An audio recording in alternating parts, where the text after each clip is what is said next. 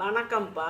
வயிறு முட்டை இந்த கொழுப்பு சத்து உள்ள பிரியாணி கறி இப்படியெல்லாம் சாட் போட்டு ஒரு டம்ளர் தண்ணி குடித்தா, அதுவும் சுடு தண்ணி குடித்தா சரியாக போயிடும், அதை கொழுப்பு சத்தெல்லாம் இறக்கிடும், ஈஸியாக டைஜஷன் ஆகும்னு நினைக்கிறாங்க.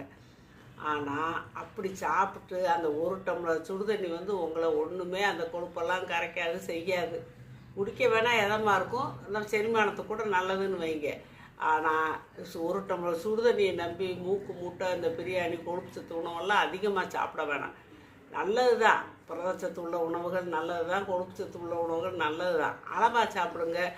அப்படியெல்லாம் சாப்பிடும்போது அரை வயிறு முக்கால் வயிறு சாப்பிடுங்க, அப்புறமேலு சுடு தண்ணி குடிங்க. அதை பற்றி ஒன்றும் நீங்கள் முட்டை சாட் போட்டு ஒரு டம்ளர் சுடு தண்ணியில் நம்ம சாப்பிட்டதெல்லாம் கரைஞ்சி போயிருக்கலாம் நினைக்கவே வேண்டாம்ப்பா. அதனால் சாப்பிட்றது அரை வயிறு முக்கால் வயிறு கொழுப்பு சத்துள்ள உணவுகளெல்லாம் பார்த்து பத்திரமா சாப்பிடுங்க. அளவுக்கு மிஞ்சினா அமிர்தமும்